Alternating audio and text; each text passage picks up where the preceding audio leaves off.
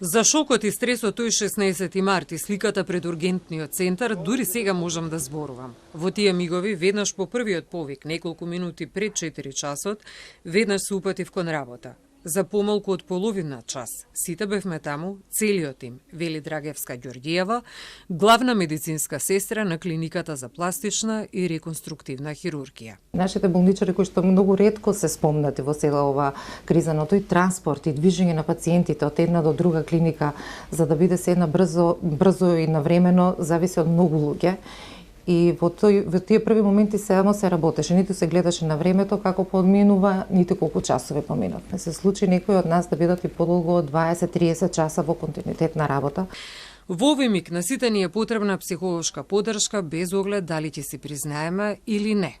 Знам дека имаше моменти во кои само молчавме и плачавме, вели Драгевска Ѓорѓиева, која 20 години е медицинска сестра.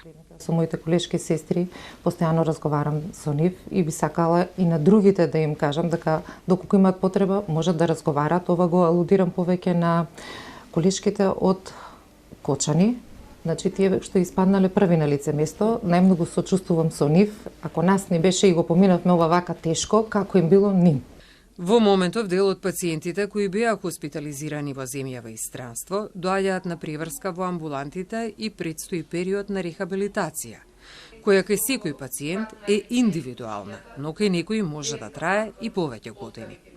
Во овој миг најважно е да бидат трпеливи и упорни следејќи ги препораките на медицинските лица, вели Ѓорѓиевска Павловска. Тука не е само да кажам, повредата која што е, него и сосема други моменти, значи раздвижувањето на прсти, на рака, на лузните, како ќе созреваат, тоест опекотините. Тие деца воопшто не смеат да видат сонце ова лето.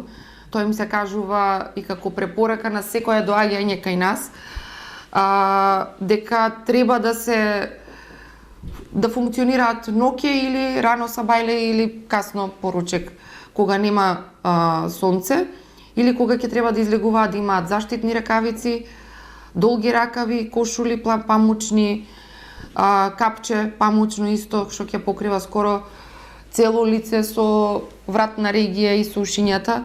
Во меѓувреме сите тимови продолжуваат да функционираат според протоколите на Светското здружение за изгореници.